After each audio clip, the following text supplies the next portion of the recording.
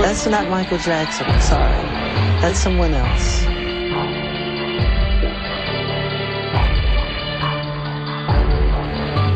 This is not the first time Michael Jackson has been accused of child molestation. I'm tired. I'm really, really tired of manipulation.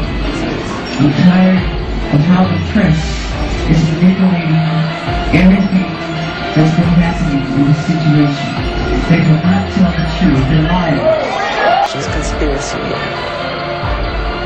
I don't want to say too much. I'm done. They manipulate our history books. The history books are not true. It's a lie. The history books are a lie. You need to know that.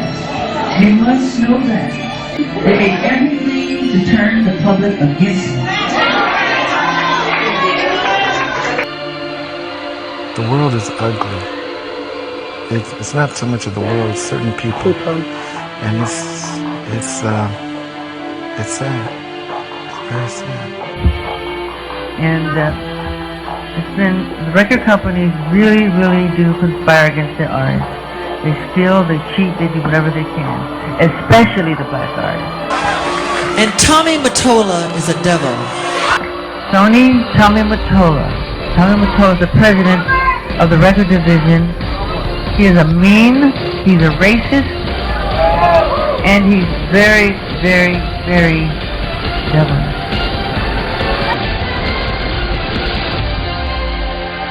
Music executive Tommy Mottola, who worked closely with Jackson at Sony Records for 15 years, considers himself the gatekeeper of Jackson's catalog.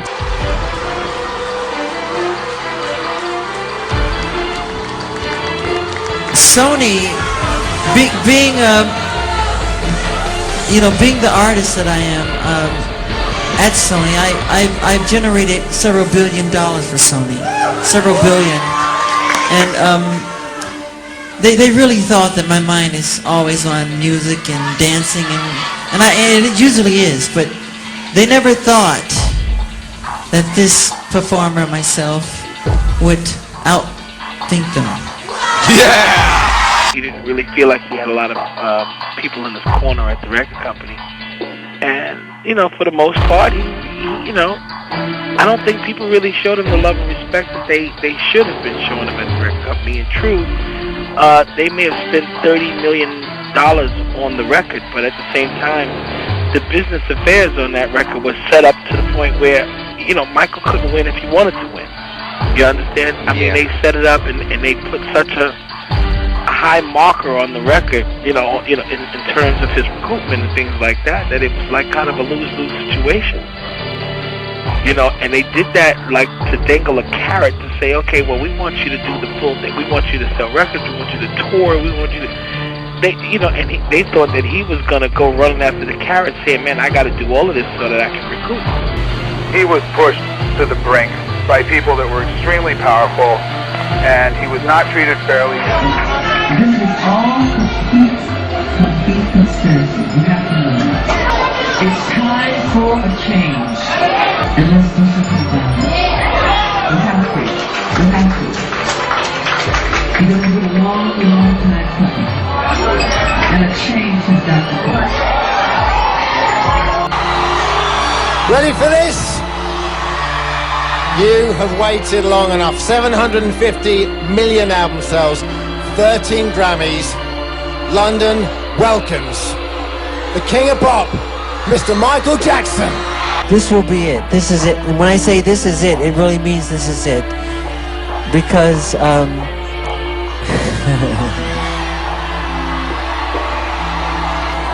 this is it, and see you in July. Good evening. Every American generation has its icons in the world of entertainment. Michael Jackson has been one of the best-known stars on this planet for the last several decades. On this night, when we were preparing a remembrance of Farrah Fawcett, suddenly word arrived from Southern California that Jackson had been rushed to the hospital. There were grave reports about his condition, and now this, confirmation tonight that he has died. A lot will be said about Michael Jackson as we learn more about this story. Now, whatever the autopsy shows, whatever the true fact on how this man has gone from here becomes, it is all still a result of what this business has done to him. Greed, money, somewhere greed got in there, and somebody, I can't quite say, but it has to do with money. It's Michael Jackson. Look what we have here. We get money out of this. It was conspiracy, yeah. I don't want to say too much. I'm done.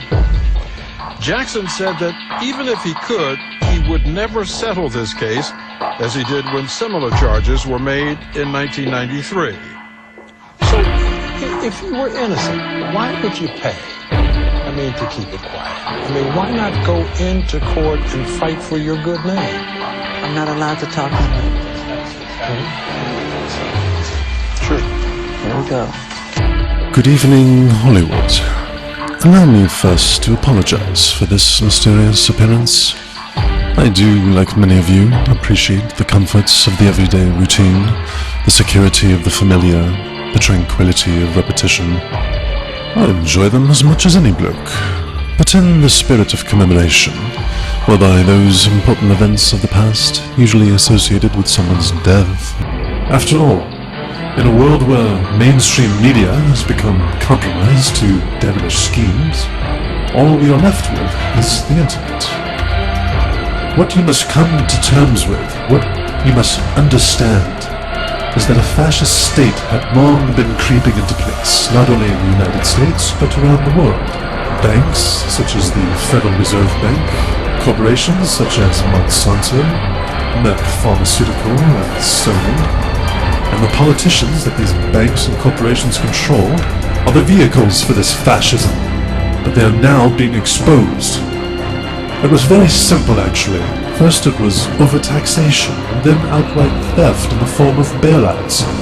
And the final straw was simply to bankrupt the country through futile, unnecessary wars such as Iraq and Afghanistan, until the currency collapses. It would be at this point, so they planned, the common people would have no choice but to accept their desired New World solution.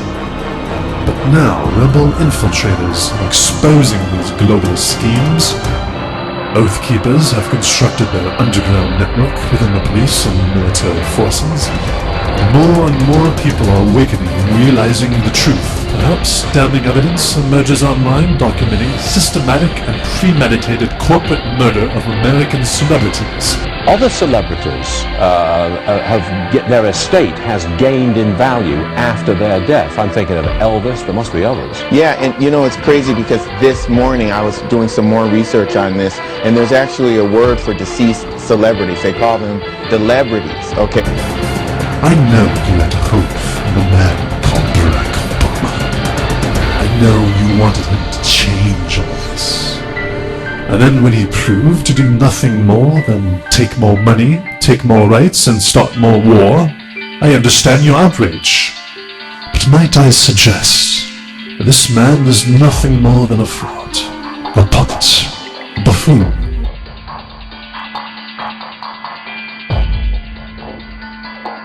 Owing his allegiance to someone pulling his strings above him, I suggest you follow the puppet strings.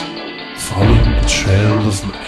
I can't believe people lent him the money, and I can't believe nobody could get it through his thick skull that you can't keep living like this, except for the fact that he did. Until the day that he died, he lived like a king. So in some ways, as far as money's concerned, you could actually argue that he played it right. You go out $400 million in debt, well, you spent every nickel you could. Think about it. Now, possibly, the people that did it, maybe their logic was, well, whenever he dies, he's not going to pay this back. They know how much he's in debt by. Whenever he dies, people are going to go crazy about him, his albums, his music, videos, all this stuff, and I'm going to get this money.